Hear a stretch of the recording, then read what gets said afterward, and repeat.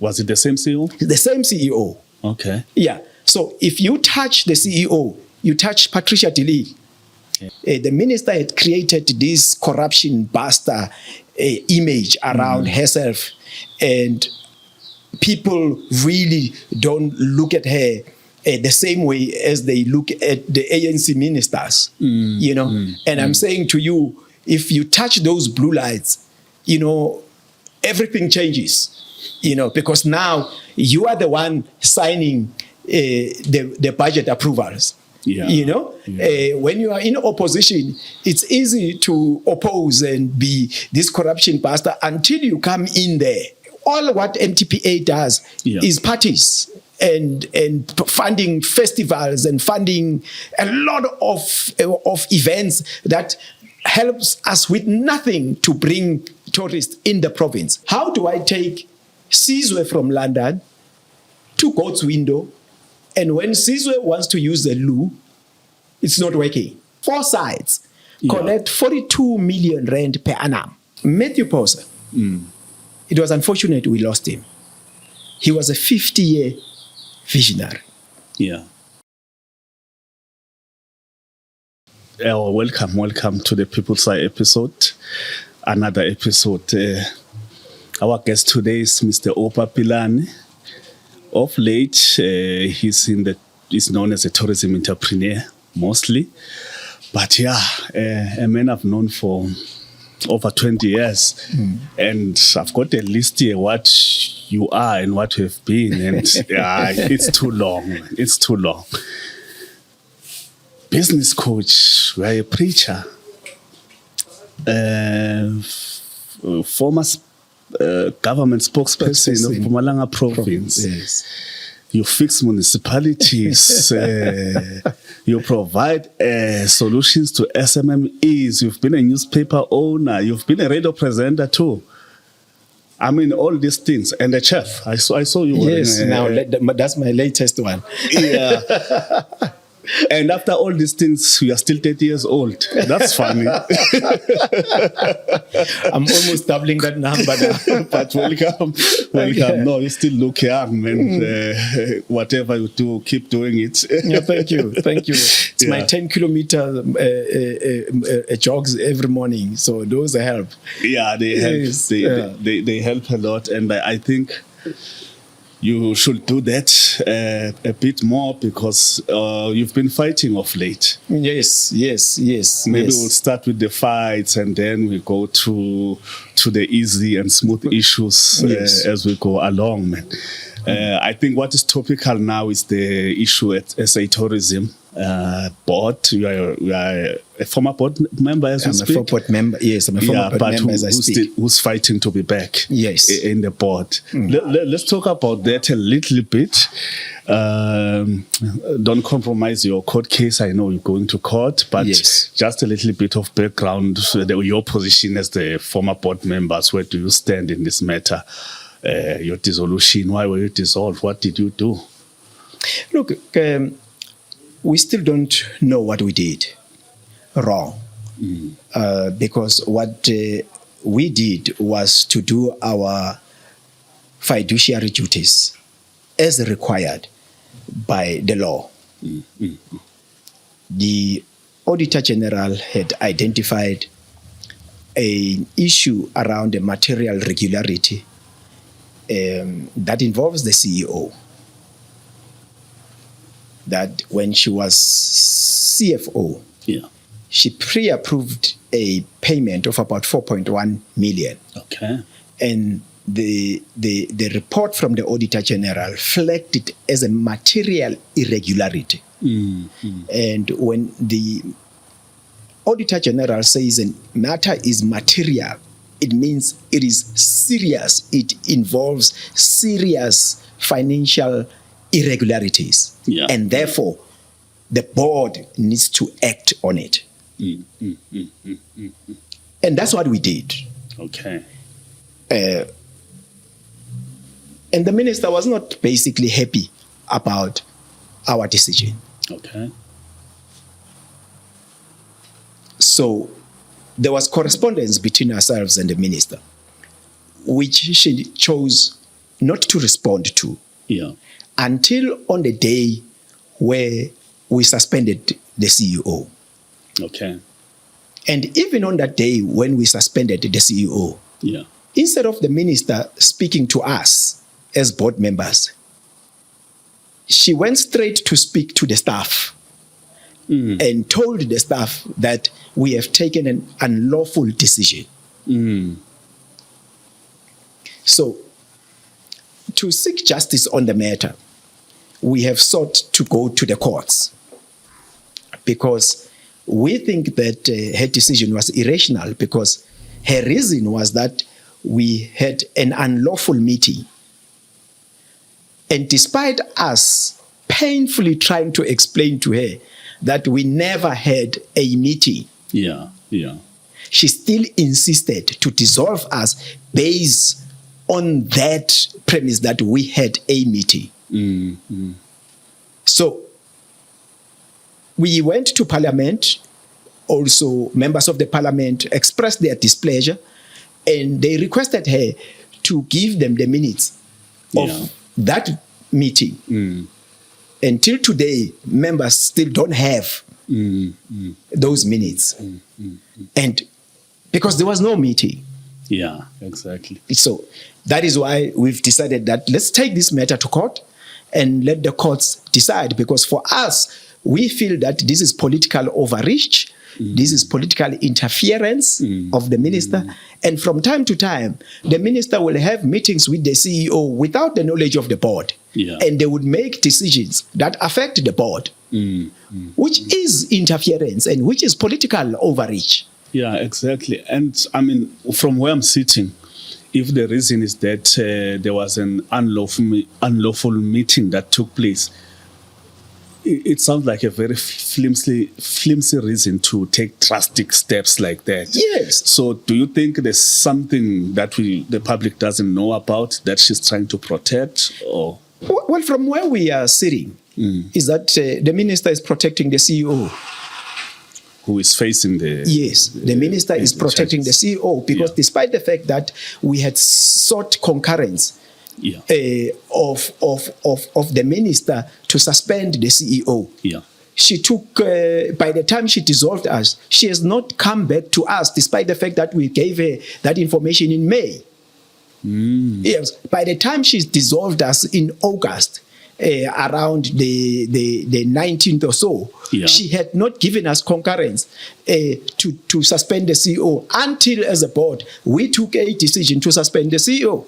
Okay. So the reason that she then decided to come back and act on us is because we had taken a decision to suspend the CEO. And the reason we are saying that is that she went to speak to the staff to tell them that our decision was unlawful.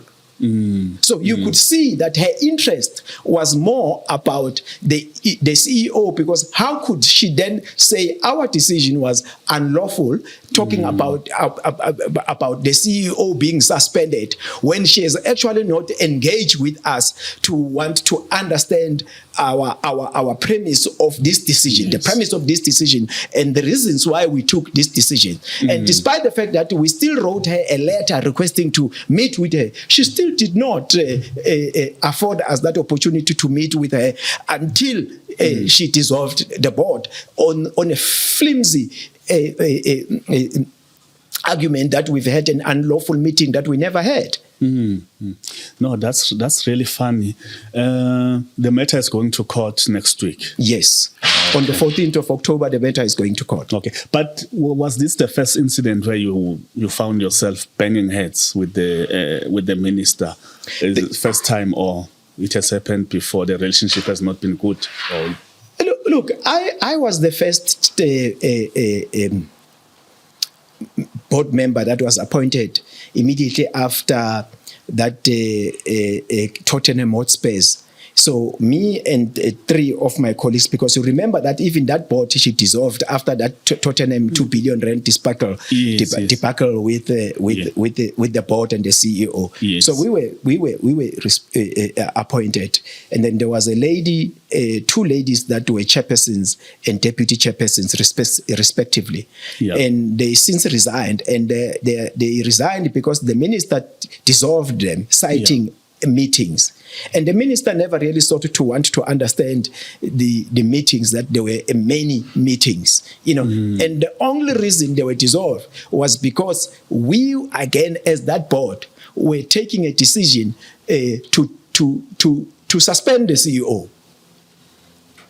Was it the same CEO? The same CEO. Okay. Yeah. So if you touch the CEO, you touch Patricia de Lille. Yeah.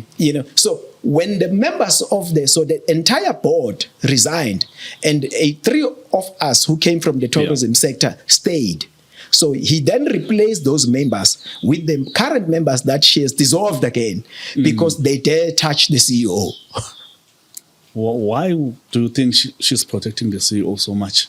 Well, I have no idea. And that's what, unfortunately, South Africa is not asking, And we need to be able, because the minister had created this corruption buster image around herself, and people really don't look at her the same way as they look at the ANC ministers, And I'm saying to you, if you touch those blue lights, everything changes, because now you are the one signing the budget approvals.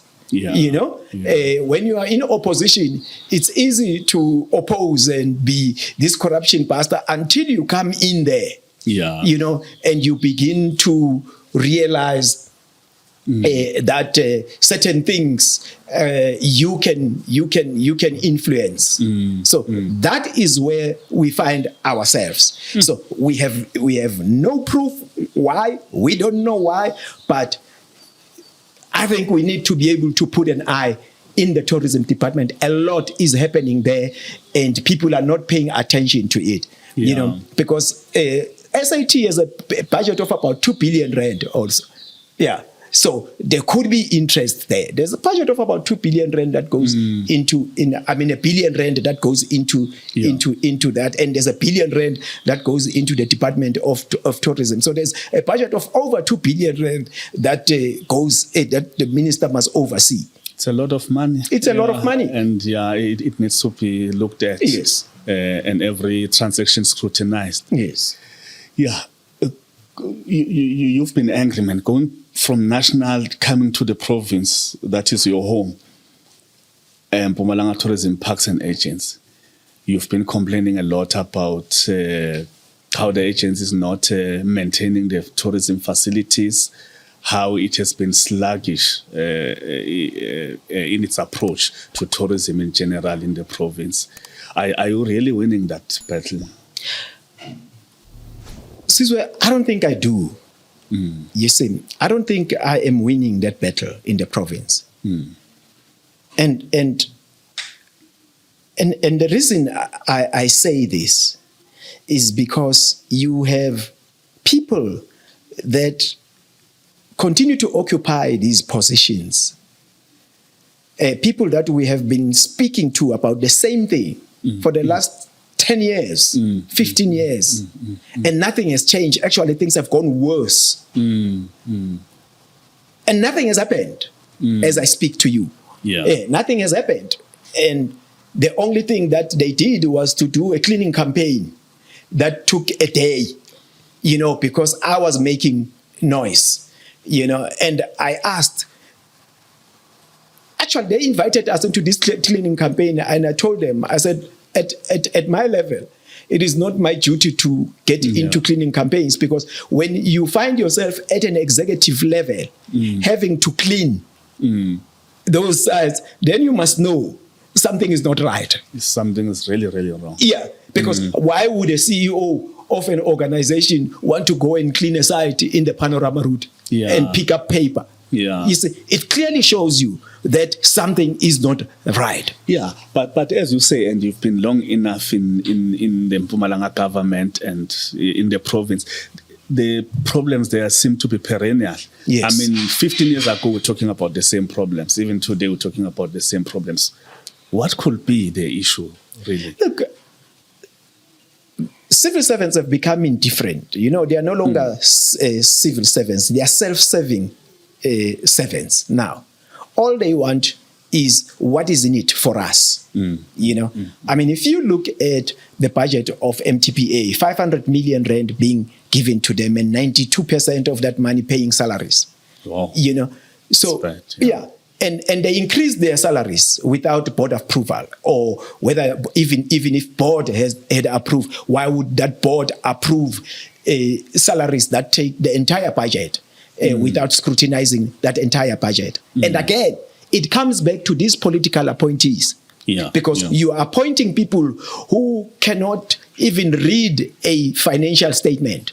Because clearly, if these guys were presented with a proposal to increase salaries, the first thing that I do and will ask is, can this organization afford it? Yeah. So you can see that was never asked, and that is why now we are sitting with an organization where 92% of its money goes into salaries. And their programs then are then forced to be funded, and where these programs, they also steal money, you know, because all what MTPA does is parties and funding festivals and funding a lot of events that helps us with nothing to bring tourists in the province. And that is a slush fund. It is a slush fund. It needs to be scrutinized because we know how these things work. Sizwe, I'm going to give you R1 million, and in that R1 million, you are going to give me a certain amount of money to fund this organization. And when you look at the basics of tourism marketing in terms of these destinations, they are not done. You know, they are not done. So over 20-30 million rand of the MTPA's money is used to fund parties. You know, when they've got these trident parties that they go to, and they've got all these little festivals, all white parties that they fund, they've got absolutely nothing to do with the marketing fundamentals of tourism. And they've got nothing to do with the management of those sites, the environment, the biodiversity side of management. That's why when you go to those sites are now polluted by them. You know, because all they are looking at is how much money can we extract. You know, now they are sitting on top of a forensic investigation that has huge implications for the sector. Yeah. And nothing has been done about that forensic investigation. That forensic investigation had recommended that they need to take certain steps by the 31st of July. Yeah. We are in September now. You know, we're actually almost in October. You see, nothing has been done. Those people that are implicated are still there earning huge salaries. No, it looks like it's really a big problem. And also, how about the coordination of the work of different departments? Because sometimes there are issues about roads, which is not their responsibility as such, to these tourist sites. Sometimes there's an issue of tourist safety, which is also not their core function, but that needs coordination with the other departments that are responsible. Is that working? Nothing is working. In this province, nothing is working, and we don't know where they are priority. These guys, it's like someone indicating right and turning left. You see, they will do nice speeches there, but when you go on the ground, nothing is working. You know, the access roads, I mean, they've built a Bermuda road between Sabi and Hazy View. They built a road and they left it in the middle of the entire road. And then you ask yourself, I mean, I don't plan roads. I ask myself, why would I want to build, to budget for half a road? You know, and clearly, again, you see, the media is not asking those questions, you know, because we should be asking them to say, but why would we want to budget half a road? and not and what they do is that they build this road where many eyes are, so in Hazy View they built that road. They started in Hazy View because there's a lot of traffic around Hazy View, and they leave it in the middle of nowhere towards Sabi because there's lesser traffic around Sabi, so we are not going to see that side. I mean, you go to the road that leads to Lone Creek. There's no road there. There's no road. And you go, all the access roads to the tourism attractions are all messed up. They are almost, and we've been talking about these roads for the last donkey years. So you can see that because there's not huge tenders in the tourism sector. Then it's neglected. It's neglected. Because there's no huge tender. And even if they were still going to steal the money and do nothing. Because we are seeing now all these cases where money is being spent and work is not done. So our biggest challenge is that if we don't act, and if we don't act now, we are running a risk of destroying this tourism. Well, what is your solution? What needs to be done to make sure that Mpumalanga takes its place as a mecca of tourists? Number one, we still continue that MTPA is incompetent. It's actually a liability to tourism development. So we had asked them that we want to reestablish our tourism. So we used to have a tourism think tank in the province. And this tourism think tank was designed to include the private sector and government. And government killed it because we were holding them accountable. Yes, because we were then now beginning to influence where the budget should go, and we then needed to also hold them accountable to check if the work is done. And they decided to abscond and not come to those meetings, until that thing was destroyed. So we are saying, if you are serious about bringing back Mpumalanga as one of the prime destination. And by the way, Sizwe, Mpumalanga is very, very important for tourism in the country. You see, it is an important, nucleus of tourism in the country. You should never allow it to actually be destroyed. Because the largest number of internationals that we are bringing in the country, they want to go to the Kruger National Park. It's the most popular they want to go to the Kruger National Park. And we said to them, we now have an opportunity, to go harvest those people in the Kruger National Park, to take them out of the park so that they can see their other sides. But then, how do I take Sizwe from London to God's Window, and when Sizwe wants to use the loo, it's not working? First he had to duck and dive potholes. And then you arrive there. It is dirty. The grass is overgrown. The toilets are leaking. So what then encourages Sizwe from Europe to want to get out of those 5-star luxury lodges that they are staying, where everything is working? So if you want to fix this tourism, for a start, let's genuinely re-establish the tourism think tank, number one. Number two, understanding that the MTPA does not have money, because most of their money goes into salaries. Let's ring fence the money that is being collected by these sites. So these sites, they collect, we've calculated the numbers. They collect 42 million rand per annum. They collect 42 million, 4 sites, collect 42 million rand per annum. That is only 4 sites. Yes. And we are saying ring fence that money. Yeah. All we need to do with that money now is to use that money back into the sites. Yeah. Get the sites to an acceptable standard. Mm-hmm. Mm-hmm. And then that step that we need to be able to do is then look at a process of commercializing the sites. Okay. Because if you commercialize the sites, then the private sector will put its money to make them world-class. Mm-hmm. If you look at what we did at the Gorge, it is a world-class facility where now, through TripAdvisor, we have been voted to be amongst the top 10 adventure sites in the world. In the world.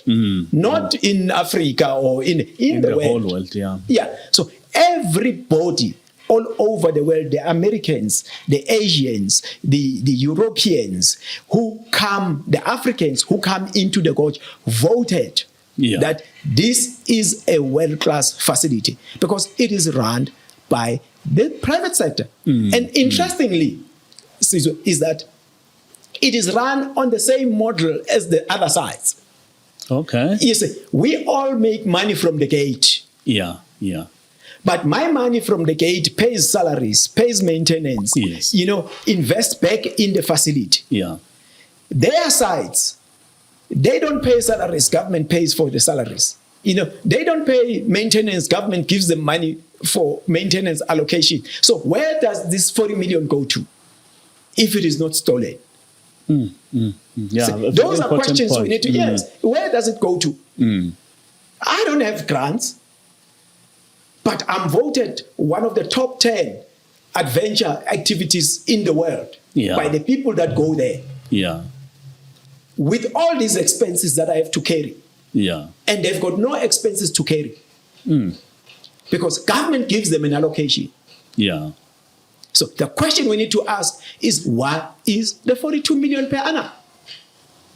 And I tell you, Sizwe, that I don't care who says what, even those numbers that they gave us are understated because that money might be stolen because those numbers can never, I look at the Gorge numbers. The Gorge attracts about 200,000 people per annum. Okay, And almost 80%, I would say 80-90% of those people go to these other sites.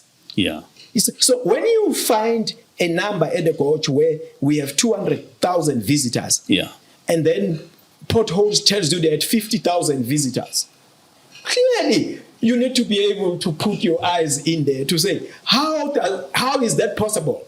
Because it's close by, next door. And let me tell you, the potholes are the most popular, is the most popular site on that route. They actually know the potholes and the 3 roundabouts more than the Gorge. You see, and God's Window more than the Gorge. So God's Window is more popular than the Gorge. The 3 sides, they are more actually God's Window. No one does not know God's Window. You see, but their numbers are 50,000, at 40,000, and we make 200,000. That's funny. That's funny. And nobody asks why. Because they're in it. They are in it. So all we are asking government is that let's establish the think tank. The think tank had 4 committees, and you asked about all these other things. So we had a safety committee, safety and security committee. At that time, you would drive and you would see police patrolling and everyone patrolling there because we were putting programs together with the police. Okay. You see, we had the roads a committee that was looking at infrastructure. At that time, they had started fixing potholes and everything because we were in that committee and we were raising that noise. You see, we had a product development a committee there. At that time, we were now beginning to focus on saying, how do we upgrade those sites? And we had a destination marketing committee where we were able to push them to say, no, don't put this money in this event, put this money here. And when they realize that they are now no longer able to do the things that they do, then they killed the think tank. Yeah. Okay, and in terms of the issue of safety, how are we doing there? Because it used to be an issue, but I must admit I'm hearing less and less of foreign territories being attacked. Yeah, because the private sector had to mobilize money to put security on those roads and put cameras on those roads. So we basically took over government's work. Yeah. You see, and they never contributed a cent on that. They never contributed a cent. And as we sit now, we are running out of money to run that project. So we're trying to raise money for that project again. Okay. You know, and we are going to peak season. So as we go to peak season, we need to be able to have a fully waterproof security plan. You know, which currently we don't have with them. Yeah. So we may see a resurgence of some of these incidences, which we pray that they don't happen. They don't happen. You see? So we are hoping that in the coming few weeks or so, we will push for the establishment of this think tank that will sit before the end of October, because the issue as we are going into the peak season, the issue of security now becomes paramount, important, a priority. So that committee needs to sit so that we can then come up with a very clear security plan. Yeah, most definitely. But the involvement of private sector, you are involved, obviously, but you are suggesting that in all the other sites, other projects, the private sector should be involved. For things to run smoothly. Government does not run tourism. We run tourism. But do you think they are reluctant to do that? Yes, they are very reluctant to do that. And the reason they are reluctant to do that is because, remember, they are even reluctant to commercialize the site because remember, there's maintenance money there and there's no maintenance going on, but the money is spent. You see, because the minute you give this site to the private sector, then that maintenance money goes away. You know, I mean, we fought hard for this province to give, because they were unable to fix some of the roads. We fought hard. It was a struggle to fight that Sandral take some of the roads. And we won that, you know, that some of the major roads Sandral must take, and eventually Sandral took the roads. You know, and now we can see the difference. If you drive between Dalstrom and Leidenberg, the road that has not been attended in the last 15 years is now receiving attention. If you drive between White River and Hazy View, you will see that the road is now attended. You know, and so we are quite happy with the main roads, that at least we will have proper roads. You know, but the access roads still remain with them, and they are in a worse condition than they were before. But there's always allocations of money for roads in the province. And we're saying that tourism becomes an easiest investment attraction tool. So don't look at it as someone is holidaying. You know, entrepreneurs have got a different eye. They when they go into a place, they see things that the normal tourist doesn't see. So you want these entrepreneurs to come here for holidays, because then they will see investment opportunities. So what brings investment is not a one-day conference. We need to look at this thing holistically. Yes, it's not inviting 5-10 people, put them in the hall and say we have got an investment conference. No. It is tourism that drives investment. Because the guy travels to the area, he sees an opportunity. I mean, I saw an opportunity because I took my car and I drove to the panorama. You know, and I saw an opportunity. Not that I was looking for an investment. I wasn't. You were just traveling. I was a tourist going to the sites. But your entrepreneurial... But my entrepreneurial spirit kicked in. And I saw an opportunity, and I've invested. Now I'm standing at almost 65 million rand investment in that space. You know, so that's how it works. You bring in people, and as you bring them and they come with their families, those that are entrepreneurs see things differently. That's a spin-off. And that's a spin-off. But they don't see that, because to them, no, an investment will come when we call a one-day meeting. And that one-day meeting will be 90% full with government officials. Yeah. And with less business people. And then we make presentations, then say it's an investment conference. Yeah, exactly. But as a private tourism entrepreneur, how do you then get the local communities involved, the local communities benefit at your facility there? A local guy, it might be expensive for him. How do you help assist local tourists? If you look at the areas of Graskop, they are very depressed areas. Yeah. And the Graskop Gorge, basically that investment rejuvenated, just put some, it was more like you are putting a drip.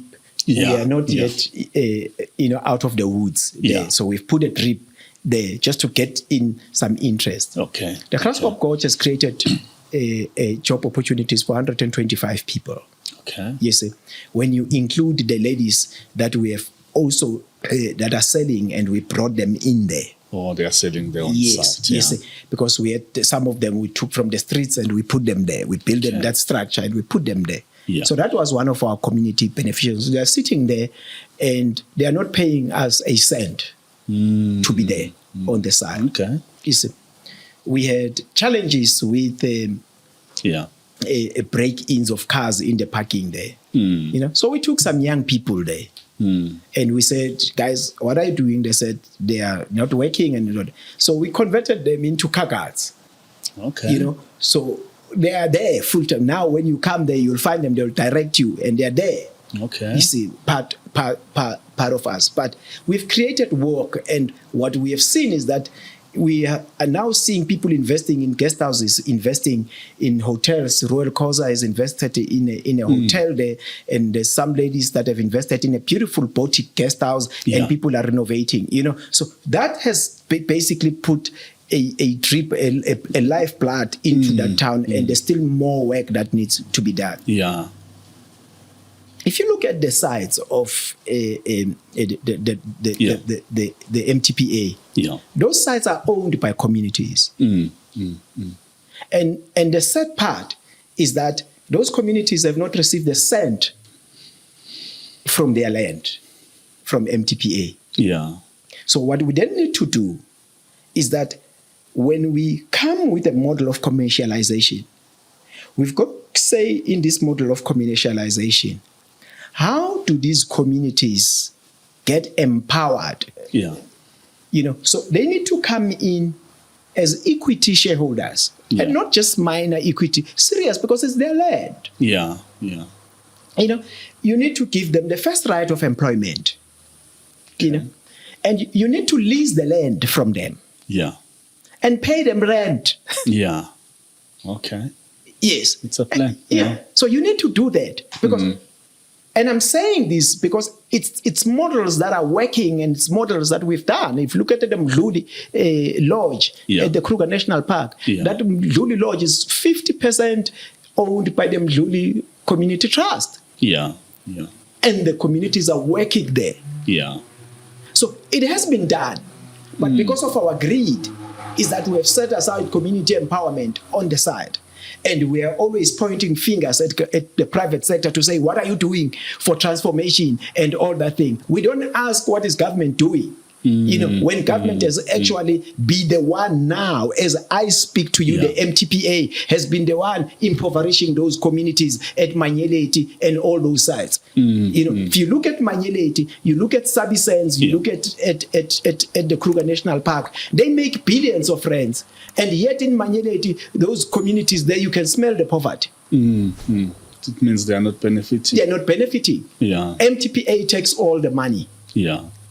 So we go through the think tank now, develop models of commercialization now more than ever, because there is no way when we talk about safety of tourists, there is no way that those communities will have appetite to keep those tourists safe when they're not benefiting in their own lands. They are more likely to vandalize and take stuff to sell. Yeah, they are more likely to also mark those tourists because it's worse if it was not their land. It's their own land that they own, and yet they reap no benefits to it, and all that money is being stolen by MTPA. Yeah,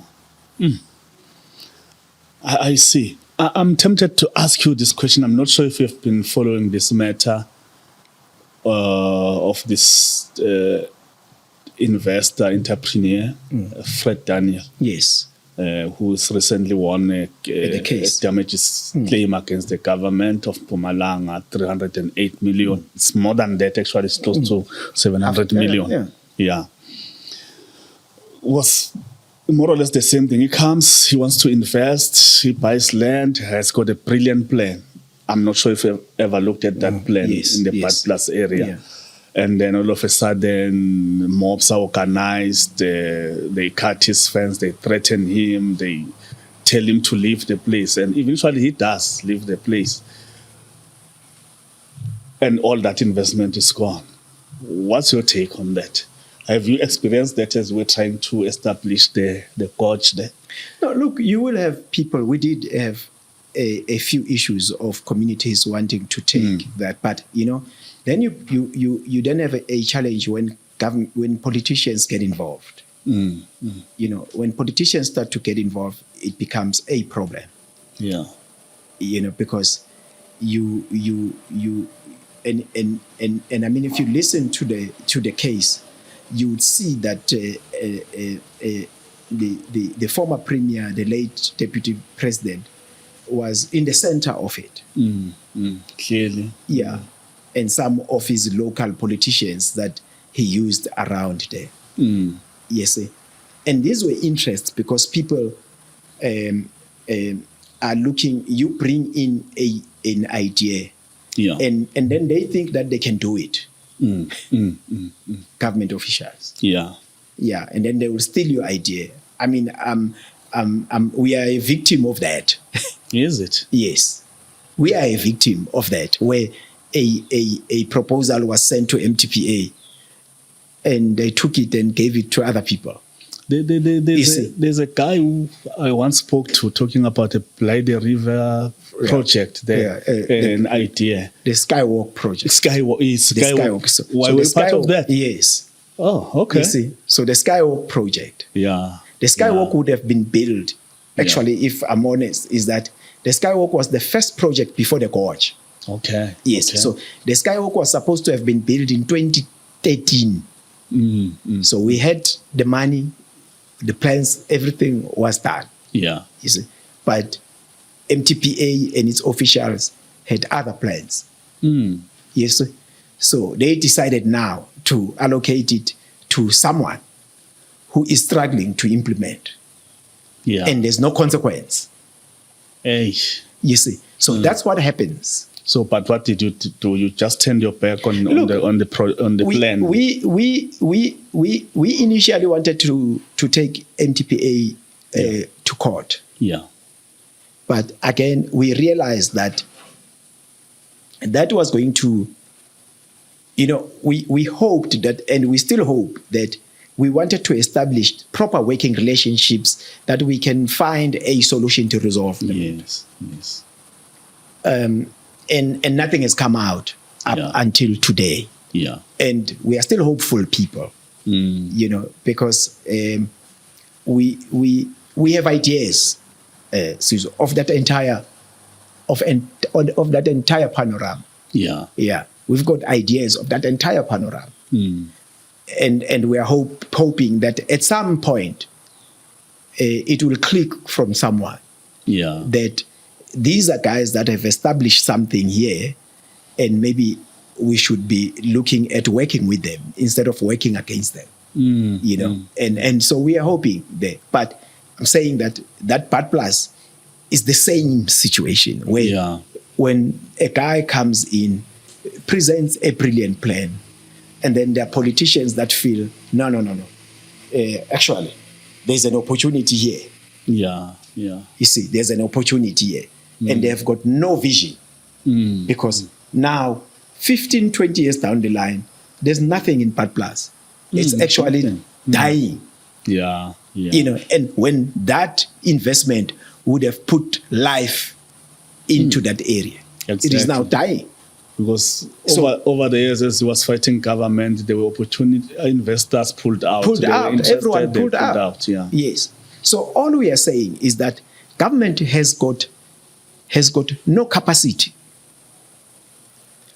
into dealing with investment. They've got no capacity. None of them. I mean, many of them, and with due respect, 90% of them have never even run a spaza. Never run a spaza in their own life. Yeah, government is not running business. So, and they don't understand that they are not, the business is not their area. All they need to do is to approve our plans. Yeah. So they deal with policy and approvals. Yeah, but they want to then put their hands in there. That's why the SOEs are not functioning, because they have to be run like a business, and government is not business. Let me tell you, I've attended investments conferences, and it's chalk and cheese. When the private sector organizes an investment conference, and when government organizes an investment conference, and as to why does government want to organize an investment conference when government should be saying to the partnering with the private sector and say, organize a government an investment conference, we will support you. It should be the other way around. Yeah, you see, it says no, organize an investment conference, and as government we will support you, because investment, it's the private sector that invests in these businesses. You see, I mean, they call us they're saying it's an investment in mining. You know, there were no mining people there. There were 1 or 2 mining people or 3 mining people at that investment conference. Yeah, I see. Yeah, it was 80% government officials. Yeah. Okay, maybe you have connections in government. I mean, really, you started there. Look, so are you not finding your way somehow in advisory positions? They don't want to be advised. Even if for free, volunteer. So politicians don't want to be advised. They don't want to be advised. You see, because the agenda is different. You see, now it is time for us. We are in there. It is time for us to eat. It is our time.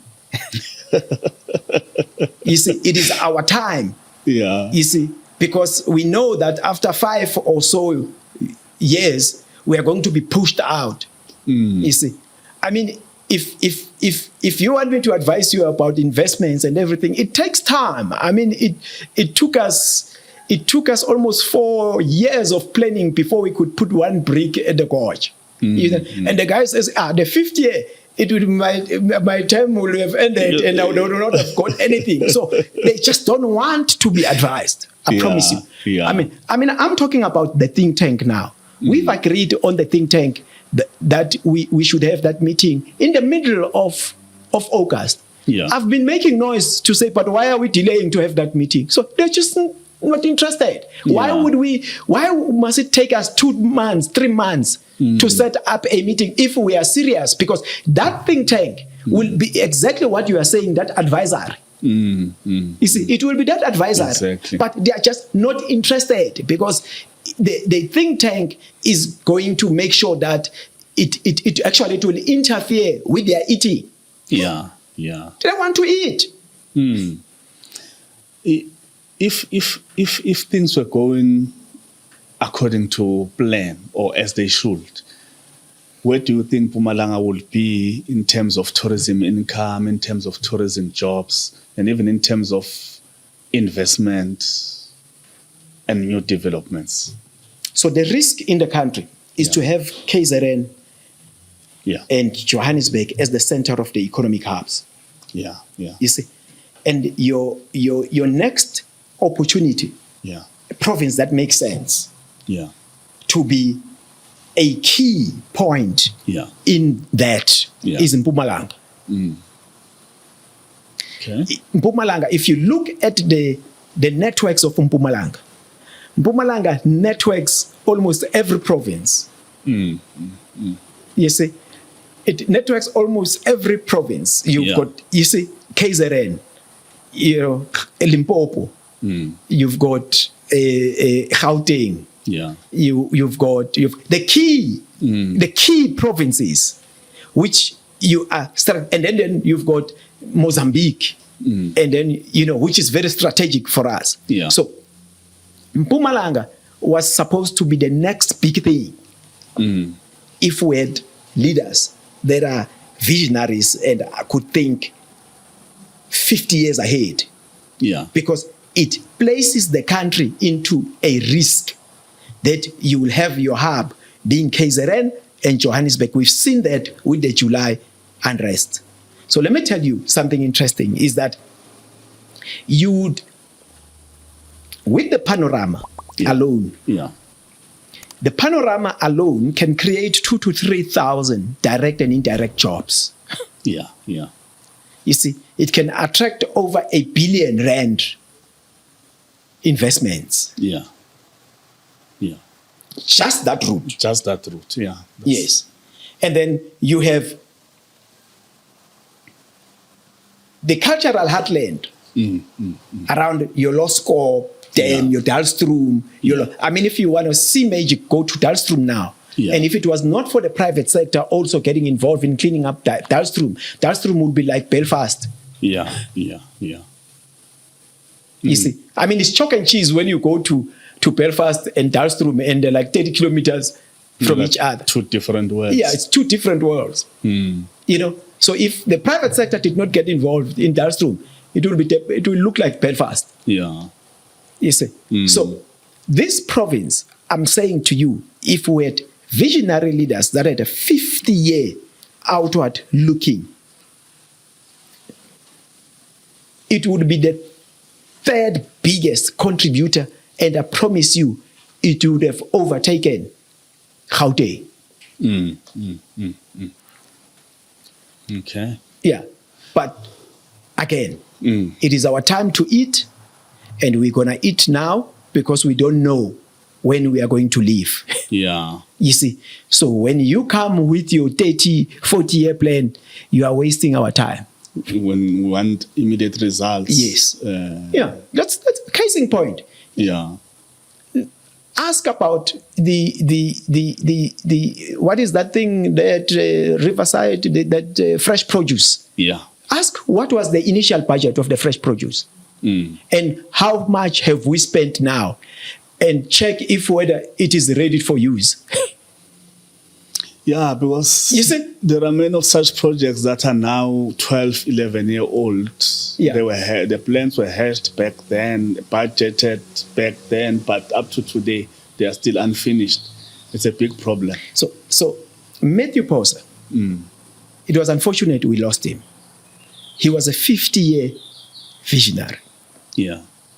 And I'll make you an example. That Mathews Phosa initiated the discussion and the interest around the Maputo Development Corridor. Yeah. We were a province with no powers or foreign powers. But Mathews Phosa led that process and went to President Mandela, was there, and said, we must drive this process, and Mandela agreed. Yeah. Mathews Phosa wanted what he then said, no. The Maputo corridor is limiting us. Yeah. We need to do a Trans-Kalahari corridor. Okay. That Trans-Kalahari corridor must link all the harbors that are in SADC. Okay. See, that's a 50-year vision. Yeah, it is. We went to meet with the then president of Namibia, Sam Nujoma. Yeah. We said to Sam Nujoma, build a road between Walvis Bay and Botswana. Yeah. Sam Nujoma built that highway. Yeah. We went to Kitumilo Masiri, who was then president of Botswana. We said, build a road from the border right up to Zeerust. Yeah. and link it with Francistown, Yeah. that road was built. Because the whole idea Yeah. was that it is far for Botswana to import. Botswana uses Cape Town to import its meat, to export its meat, sorry. Yeah. You know, if you use Mozambique through Limpopo, Yeah. through Zimbabwe, Limpopo, Yeah. it cuts the kilometers by almost 800 to 1,000 to Mozambique. Yeah. That was the vision. Okay. We went to Zimbabwe. We spoke to Mugabe Yeah. to say there needs to be an improvement Yeah. in there. So that's a visionary leader. You see, we went to the national ministers and some parts of agro to say, no. Link the park, the Kruger National Park, with Mozambique and Zimbabwe. The Transfrontier. The Transfrontier thing. Yeah. You see, those were projects. So this and I'm saying to you, listen. So Nelspruit was then identified as a logistic hub. That if all these roads are linked and everything, Nelspruit will be a head office of the logistics, the technology and everything was going to be in Nelspruit, Mbombela, to be able to manage and all those things. Yeah. You know, we went to America and Mexico. Yeah. To look at the one-stop border. Yeah. It's 30 years now. We are still discussing a one-stop border in Libombo. And that one-stop border was supposed to be part of the development of the Maputo Development Corridor. Oh, so it was really a bigger plan. It was a huge plan to say, if we are going to link the Trans-Kalahari, all these countries, Zimbabwe, you know, we went to Malawi. We said to Malawi, you open and build a road from Mozambique through barrier. Yeah. You see, in the northeast of the barrier until to Nyasa province. Yeah.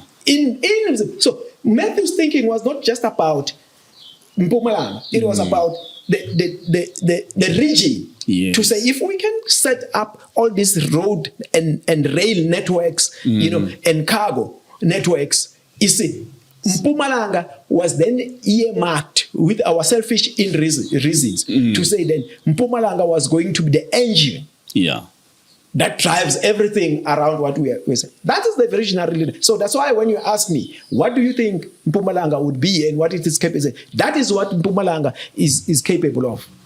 Yeah, true. But now, as you know, he stayed one term. The other premier came, could have stayed 2 terms. It's still not enough time. Another premier comes, 1 term. Another premier comes, doesn't finish a term. You know, all those things. It's difficult to implement anything in 5 years. Yes, it is difficult to implement everything in 5 years. But if you establish your structures that outlive the 5 years outside with the private sector, those plans will live forever. Yeah. Because there's business chambers, you see. So that is why they even started certain organizations around the Maputo Development Corridor to then you plug in as government. Whoever comes in plugs in. But so what happened? When Mathews left, Ndaweni removed all the files there, threw them away. Started his own thing. And then started his own thing that never worked. When Tabang came, did the same thing. You know, and DT came, nothing happened. You see? All of them came, nothing is happening. Instead, we are going down. So you basically need a visionary who will look beyond. And unfortunately, that's why I'm saying politicians don't want to be advised. Because Mathews is still alive with most of the people that he was working with. Because if I'm a visionary, I would go back and say, no, guys, let's sit, tell me. What was your thinking? But you worked closely with him. Do you think he really wanted to stay a bit longer in the province, or his eyes were on the national positions to go up? Look, Mathews loves this country. It would have been positive for him if he stayed for another term in Mpumalanga. And he would have made a very good leader nationally. The mess that we are in it would have been delayed. Should Matthew have been given that opportunity. It's unfortunate that it never happened. It was an opportunity missed for the country. Because Matthew here in this province was able to unite everyone, and everybody was hopeful. Yeah. Positive and hopeful and willing to come in, both black and white. Yeah. You see, and Matthew would have been able to continue with that project even at national level. Yeah. Yes. He seemed to be able to move smoothly. Yes. Across all color racial barriers, across. He was able to bring together everybody. And giving hope to people, making people work. Yeah. Yeah, giving hope, and everybody was working. I mean, I remember when we were still working there, at some point, we know that as government officials, we were knocking up at 4, but we would feel bad when we go home at 4. So we would stay and continue working around 8 in those offices, 9, 10 at night. Because at that time, we were the first government, and how difficult things were at that time. It was difficult, it was difficult. We were picked up from the streets, remember, and put into government. And we had to make it work. And for us, we had to combine about 7, if I'm not mistaken, then administration. You had Kangwane, you had the Transvaal, you had Boputatswana, part of Boputatswana, you had Kazankulu, you had part of Giyani in here. You had. So it was a mammoth task to put that thing together, and I think we did well by putting that thing together. But we had an economic agenda, the Maputo Development Corridor, because right now there is no agenda in the table. If you ask what is any of these administration, what is your economic agenda? You see, because until you put an economic agenda on the table to rally everyone with it, so there is no rallying point. What is if I ask you now, what is Mpumalanga's economic agenda? I don't know what it is. You see, we are winging it. We are winging it. We're talking about things that we have got no idea about. So there was an economic agenda, and that's basically the most important thing. And if you look at developing countries, is that the Asians had an economic agenda where they wanted to take Malaysia, where they wanted to take Dubai, where they wanted to take. There's always an economic agenda, because if you do not have a very clear, tight economic agenda, you're going to struggle like we are struggling now. Things are happening. We are winging it now. Anything tomorrow, somebody else says something. Someone else says something. And yet we've got over 66% of these young people in this province unemployed. That's true.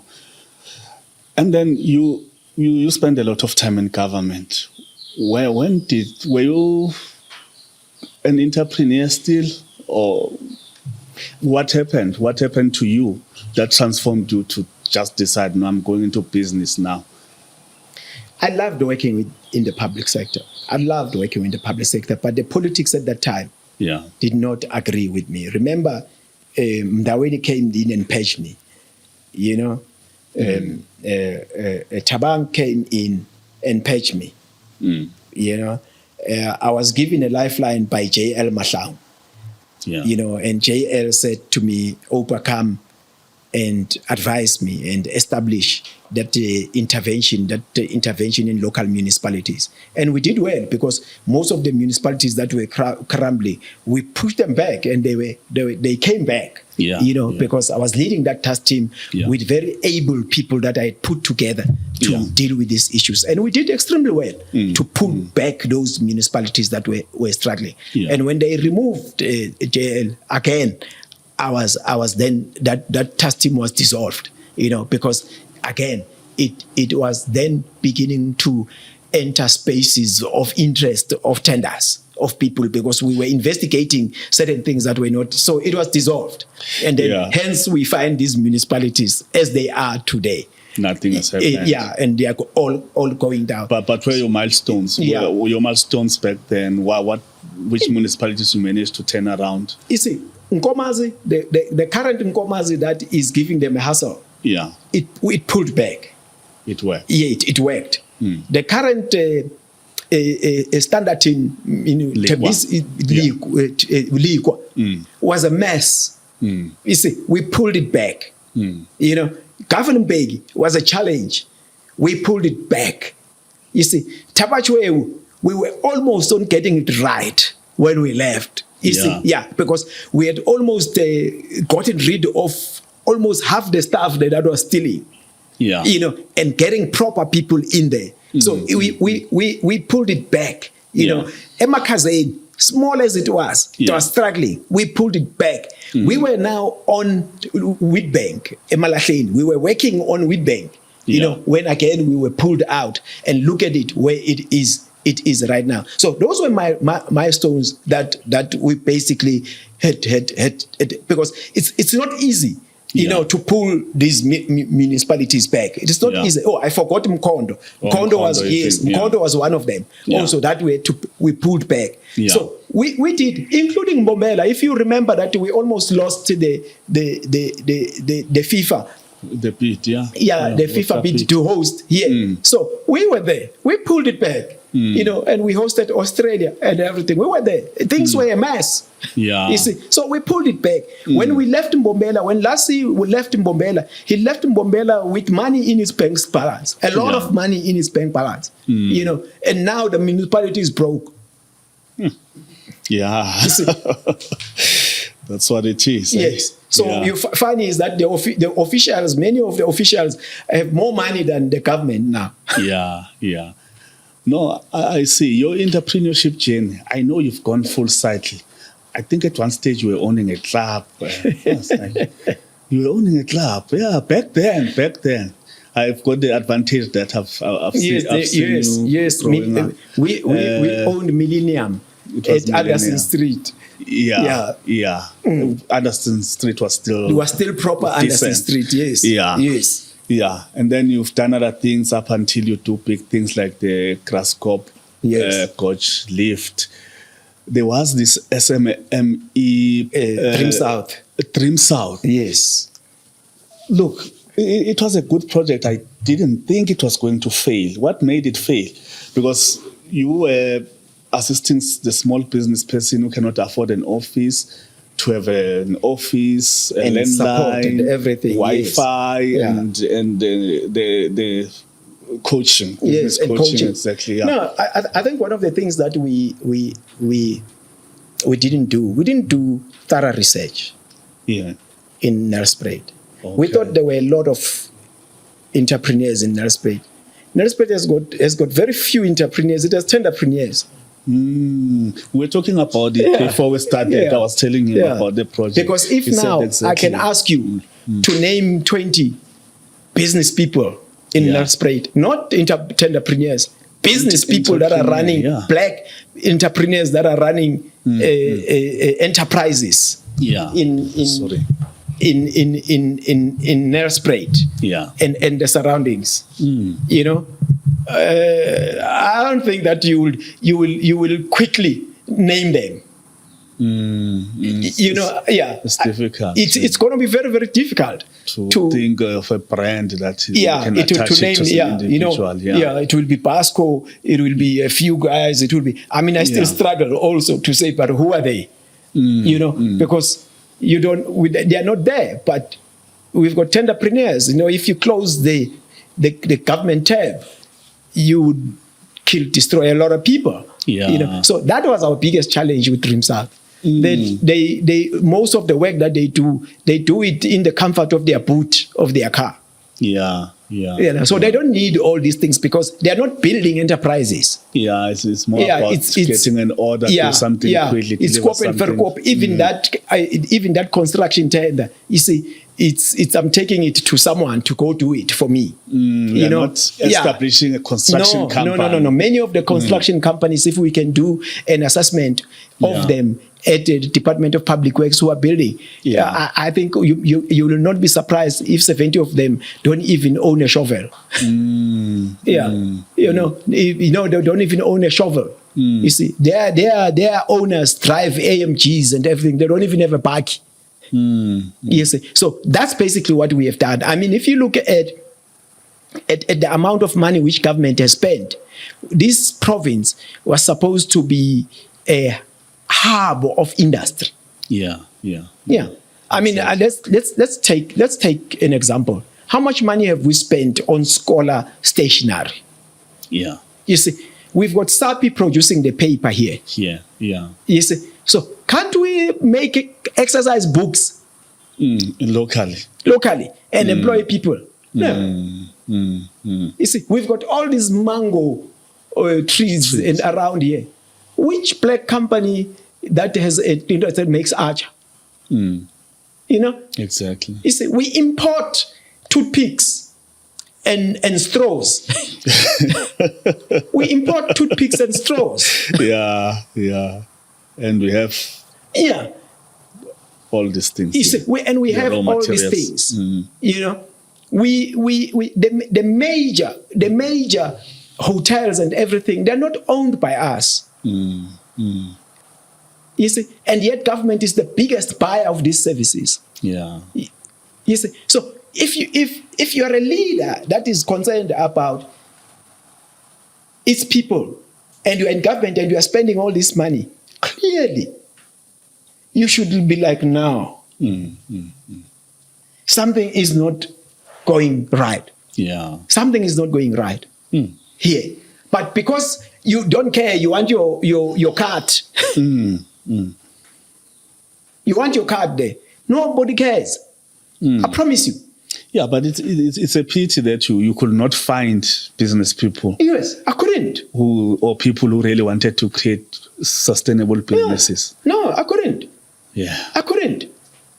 Go to the industrial areas of Nelspruit and look at who is there and how many black people are there. Yeah. Go now and check. You'll find 4 out of all the industrial areas around Nelspruit. Go to Rocky Drift and see who is there. You see, and there's nobody in government that begins to ask the question why. But now, as a bit of advice, because you made the turnaround from being a government official, salaried, dependent person to begin to create your own things, to generate income. What advice would you give to somebody who wants to do that? The risks involved, obviously. And never underestimate the power of association. You see.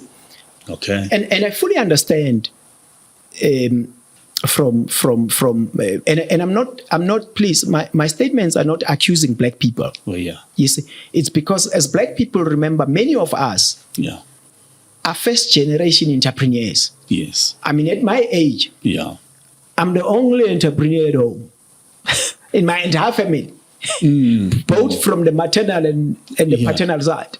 Okay, yeah. You see, so there has been no history of entrepreneurs. And many of our families, it is like that. Yeah.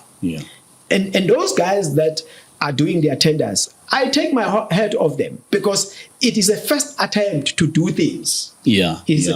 But we have to grow from there because I have seen them for many years. Yeah. When they have got their good connection, things go well. When that connection leaves, they get worse off. You see? So all we need to be able to do, to say to these guys, what do you do when things are rosy? What sort of establishment, how do you train yourself to be an entrepreneur? You know, so I'm saying never underestimate the power of association, because the power of association, especially from people that have walked the road before, they will be able to carry you. You know, I thank God all the time for the kind of partners that I have, when we do business, because they've carried me. This is how we market tourism. This is how things work. This is how things work. This is how you read a financial statement. This is how you do this. So they carried me until I am where I am right now, to be able to now think broad about enterprise development. But it's also about meeting the right people. Yes. Because more often than not, you will have those people but they will use you as a front, the black person, to get things for themselves, and they don't transfer any skill or anything to you. So again, it is up to you to say how do you receive, or do you allow yourself that space? Because you can't push me, I'll fight. If you were to push me and make me a fight, I'll fight. But many of us get comfortable with that. It's like, if I can get this money and I don't have to wake up in the morning, okay. What's the point? It's okay.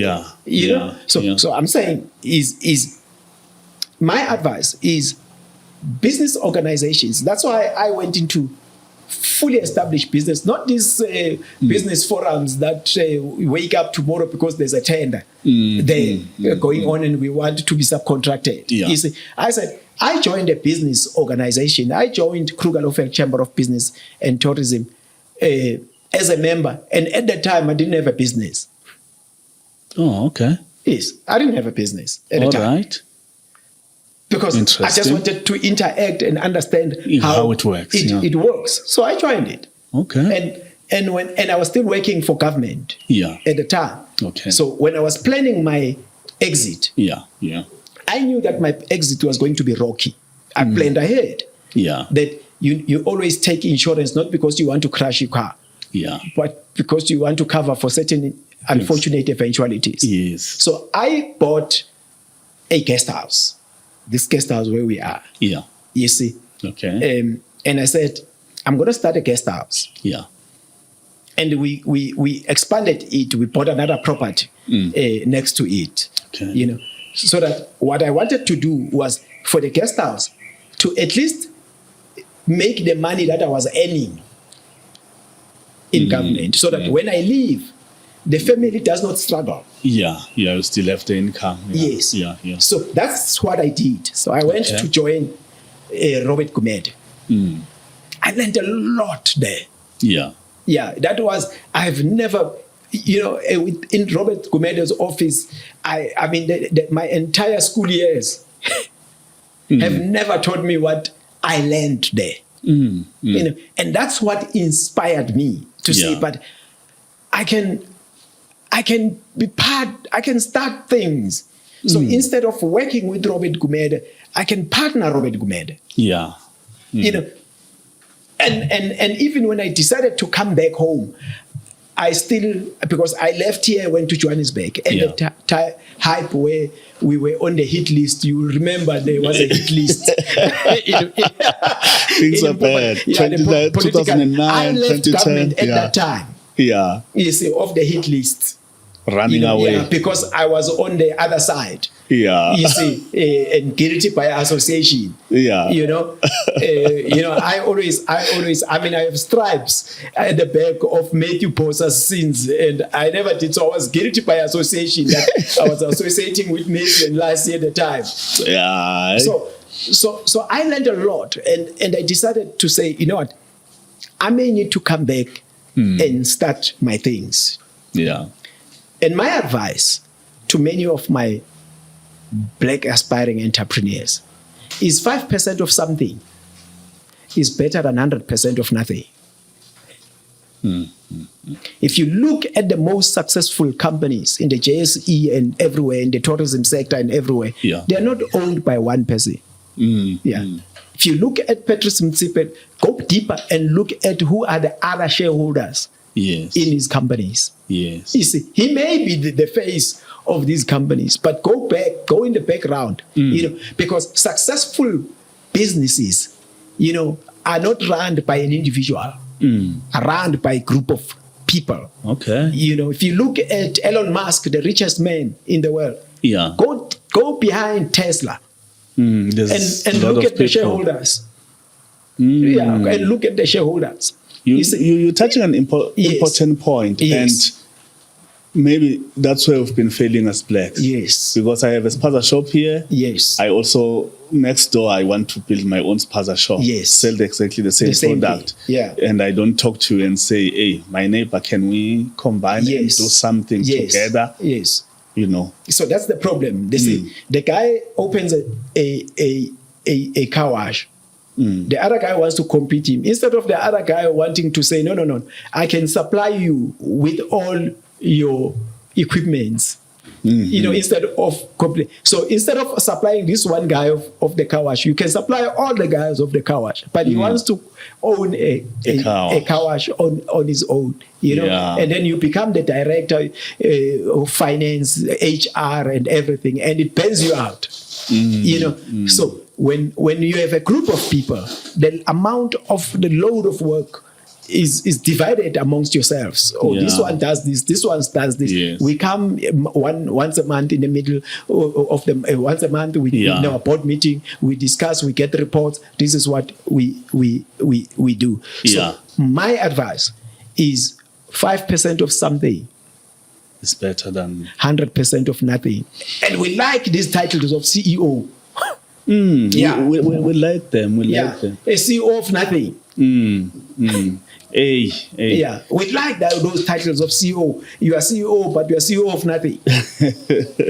You look at the Basco, go behind Basco, look at the shareholders. It's not run by one company, family, or one. It's different skills that come together. Of it. Look at all the companies in Nelspruit and show me go to Builders Warehouse, and look behind it.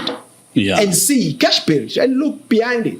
It's not one person. It may have been started by one guy, but you see, the thing is that as a guy that is starting the business, your brains and mind can only take you to a certain level, and you're going to get stale. Yeah. I mean, you look at the shopkeepers in the townships. You see, their brains could only take them up to the shopkeeper. You need somebody to take it a step further. To take it a step further. So that's why you partner with people. That's why you partner with someone else. Because then they bring in fresh mind to the business. That makes good sense. Yes. I mean, we are looking at expansion at the gorge. Yeah. You see, we're looking at expansion at the gorge, but we are looking at companies that we can work with, not that we want to, we're saying, but this guy, we can work with this guy. This guy, we can work with this guy. This guy's strength is this, so we can work with this guy. So as we are now working on our expansion across the country and Africa, is that we are not going to, I imagine if I have an establishment in Cape Town, KZN, Limpopo, and Malady, I'll die on the road. I'll definitely die on the road trying to run to go check all these companies. I'll die. So it becomes important that as black entrepreneurs, we must be able to understand the power of partnerships. Becomes very, very, very important around that. And what also Nelspruit lacks is platforms to engage. Okay. Yeah. In Nelspruit, we talk about politicians and who has money and who does not have money as black people. Yeah. You see, we never sit as black people and engage and say, guys, here is Nelspruit. Where are we taking Nelspruit to? Yeah. How do we want to see Nelspruit growing? You see, black people never discuss such things. You see, I have gone to white people's meetings where they are discussing the growth of Hoedspruit. And go see Hoedspruit now. I've gone there. Exactly. It should not only be limited to Nelspruit. Where do we want? Because it needs a bigger picture. And then if we create these bigger pictures, is that then Sizwe says, oh, I can play a role here. Then Oupa says, I can play a role here. Then Tom says, oh, I can play a role. But it all fits in. But there's no, everybody wants to do his little thing. You know that. And we don't have the money, and we don't have the skills, and we don't. Then we are stressed, then we depressed, then things don't work, and we remain worse off than we were. So we're gonna have to have these platforms. It's a problem. And these are platforms I miss when I'm in Johannesburg. Because you have a lot of them where people are engaging and say, hey, guys, there's an opportunity to grow a waterfall. Let's go create a waterfall. Let's go. Now there's Model Fontaine. Yeah. Yeah. You see? So here, there's no discussion about, you don't even know when Nelspruit is growing to. Yeah, whether it's developing east, west, You don't know. south. You just see things happening. Yeah. Because we don't have those platforms. And as black people is that we, especially in Mpumalanga and especially in Malady, is that we've got to start shifting our thinking from the politics. Yeah. Yeah, we are so absorbed in politics. But tenders are there. About tenders. Yeah, we are so absorbed that we never think beyond that. You know, we never think beyond that. So I would advise that we need more platforms to engage and begin to say, Sizwe, we are here now. Where do we see ourselves? Which I think you were trying to do with Dream South. I remember at some point you were mobilizing people to start a bank. Yes. Yeah, but the politics in the province were that if you are seen with Oupa, you are not going to get access to tenders at that time. Yeah. So the factions were so bad that Dream South struggled because many people didn't want to come there because if they are seen with me, they are not going to get tenders. It's a problem. Yes. It's a problem of a small town. Yeah, it's a problem of a small town and it's a problem of small minds. Yeah. You see, so do we have a huge opportunity in Mpumalanga? We've got an amazing opportunity that can change our fortunes in this province. Yeah. Amazing opportunity in all sectors. Yeah. You see, we're one of the provinces with great arable land for agriculture, and yet our agriculture contributes about 3% in the GDP of this province. You see, but I want to make a food garden. Yeah. Yeah. You see, I'm not thinking commercial. So everything that we are doing, we are not thinking commercial. We are thinking survival. Yeah. You see, even when we make the money, you see, we are thinking of a Bentley, a Ferrari, like you buy 4 Lamborghinis that are the same color. But as a person who has hustled hard, how do you reward yourself then? Just to say, look, I've worked. I say to people, and they laugh about it. Yeah. And when I speak to young people, and I'm like, hey guys, and they always laugh. I'm like, guys, 10% of my earnings. Yeah. And I've been laughing it and say, where show me? Yeah. I'm like, I pay myself. Yeah. You see, all the things that I want, I'm going to pay myself. But I'm so disciplined that if that money is finished, it's finished. Yeah, you don't go beyond. Yeah. So I had to find a way of rewarding myself. Yeah. So someone says, this guy is wasting money. No. I'm not wasting money. You may see it as wasting money, but but you see, because I'm building stuff, you can see what I'm building. But in that, I still need to have fun. So if I need to go on holiday, or I need to go on a weekend getaway, it is my 10%. That's how disciplined I becomes. My 10%. I take it from that 10%. I pay myself. Yeah. First. Exactly. So I have to make myself happy because it is this body that must work and think. And if this body is not happy, the mind does not get to be creative. Exactly. Yeah. Exactly. So I would definitely say to these guys, there are things, and unfortunately, as black people, and I think because of our struggles, we think that happiness comes from things. You see, so and that's why you see this greed that people are really not spending money on building the economy. They are spending money on themselves, on lifestyles. Yeah. Because we're thinking that the lifestyle will then buy me status. So I'll be the guy, Yeah. So I rather flex my Lamborghini, So I'm at a stage where now I want to flex this property. And I don't owe. Yeah. You see? So we need to get to that level when we flex. That don't flex with the champagne, especially when you don't own it. You see, when you see me, if the day you see me flashing with a champagne bottle, you must know I own it. Yeah. And that flashing is marketing. You see, or I have a part in it. Yeah. When you see me, I promise you, the day you see me flashing with and flexing and blah blah with alcohol, holding bottles of alcohol, you must know I'm a shareholder in that thing. Yeah. And that is the mentality that we must have as a people. Yeah. You know? And you are open about your own personal story of falling flat to the ground and try and rise again. What advice can you give to people, business people? Because I mean, you've lost many businesses. Can you count how many businesses you've tried? I've tried. I'm the first guy that started a company called Lavish, which was online at the time. No one wanted to buy online, and I'd invested a lot of money into it.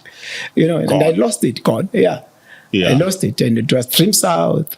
Yeah. It was the clubs. It was quite a lot of projects, about 4, 5, 6 You even projects. failed to sell liquor at that time. Yeah. Why you didn't know much about it? I couldn't even sell. Yeah. I'm not sure whether it had to do with the fact that I don't drink alcohol, but maybe. Yeah. But I couldn't be able, you see. And sitting here, I could think it's a very simple business. Yeah. Have music, have liquor, people come and dance and they drink. Yes. But those businesses do die. They die because we don't put systems in place. We don't put systems, because the key thing in every business is that we put systems. When I talk to people about church, as you said, I'm a preacher. Yeah.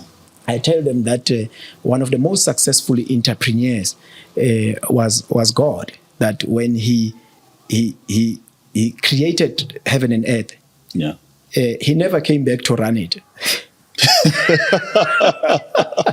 That's a brilliant point. Yeah. God never came back tomorrow and said, "Let there be the sun again." Yeah. And then he never came back and said, "Let there be trees again." He said, "It's beautiful." I'm living it. So what he did was to create systems and put systems in place so that this system can run this business called Earth. Okay. Yes. So the guy that started McDonald's in the US is not here in Nelspruit running McDonald's. He's created a system to run McDonald's. So what we then need to do and learn as Black people is to create systems in our businesses. Yeah. And that's what we need to strive for. Yeah. But coming back from falling flat on the ground and coming back again, like you did, is there a formula? What is it? There's no. I think for me, more than anything else, I think my spirituality helped me. Okay. Because as I was going through that, I could refer it to the scriptures of Job. Okay. See, so it helped me. It was painful. I slipped into depression. Yeah. And many guys, they slip into depression, they drink, and they never come back. But I think for me, my spirituality helped me, because as I read the Bible and everything, I could really, my life, even now, as I live, everything, I can then relate it to a verse. I can relate it to a verse that this happened, and that strengthens me and gives me hope. And that, this God that I worship, will not forsake me. Yeah. And from there, it doesn't end there. Then it ends up being able to, like the prodigal son who said, you know what, I can't be sitting here with these pigs, I can actually, so he picked himself up. So you're gonna have to come to a point in life when you accept to say, you know what, I'm in this situation and I think I can actually do better. I must pick myself up. And that's what I did. You see, and that's what I did. But the underlying point you're emphasizing is that you should spiritually be stable as well. I think we should be spiritually stable. I think I would, and I say to people, and that's one thing that people don't realize, is that without realizing that entrepreneurs are spiritual people. You see, their faith is amazing. It's on another level because these guys conceptualizes through faith and then makes it come to pass. You know, so they're very spiritual, but some of them don't realize that their faith is much greater than the millions that are filling our churches. You know, because the guy went into Graskop Gorge and saw something which many people didn't see. People were born in this gang and they just saw a field there with there. You know, but entrepreneurs, because of their faith, they're like, no. There is an opportunity here. Yeah. You see, so I would want to encourage entrepreneurs to also focus on their spiritual well-being. It's important as a foundation to help you when you go through tough times. Yeah, it is really, because when you go through tough times, your best friends leave. Yeah, your partner leaves. Your family look at you like you are an outcast in the family. Because they are no longer getting the things that they were getting from you. Yeah. You see. So so it becomes important to be able to say it is you and your God. Yeah. Okay. Yeah. So because everybody else around you leaves. Hey, that's a very lonely experience. Yeah. Okay. Somebody said, I quit my job, you call me stupid. I started a business, you said it's not going to work. My business failed, you said I told you so. I started a new one, you said I never learned. Now the business is working, you say I'm privileged. If I listened to you, I would not have made it either. But you're teaching out free advice, and I found this to be very powerful as I look at your social media scrolling through, and you never tire to encourage people to. Is the preacher inside you? I'm a preacher. You know, and not only am I a preacher, I'm a teacher by qualification, by the way. Oh, okay. Yes, I'm qualified to be a teacher. I went to Elijah Mango College. Okay. Yeah, and I graduated to be a teacher. So I teach, but I never went. But that teacher in me continues in these platforms, you know. And also, I mean, so why shouldn't we be creating a role models out of ourselves? Why do we want our kids and everybody else that is on social media to have people that are flexing alcohol and flexing all this money that they steal through tenders through July, July, and the people and our young people think that is the life. You know, so we are called differently. You know, I may have not been called in a pulpit in church, but I may have been called in these 50,000 people that follow me on my social media platforms. You know. And these are the people that I preach to, you know, and these are the people that I just make them see things and interpret them to the level where they understand, and I continue to share, you know, things about them, because we got to. There are many people that are going through what we are going through, but when you talk about it and you share information, you make their life easy, because then they realize, oh, I'm not the only one. You know, oh, I was thinking about this, and no, Oupa said, no. Yeah, you know, this is the problem. Look at how Oupa wrote here and said, this is how he resolved it. So without us knowing that we are preaching the word and we are creating disciples out there, these social media platforms for some of us must then be used to empower and encourage our people that despite all these challenges that we have in this country, we still have huge, I mean, I see huge opportunities in this country. Okay. And as I get closer to my retirement, it's even worse. Now it's worse because only now that I'm really now energized to be starting new businesses. Yeah. Yeah. Entrepreneurs don't retire Yeah. as such. No, I'm retire and do what? You die when you die. Yeah, for sure. For sure.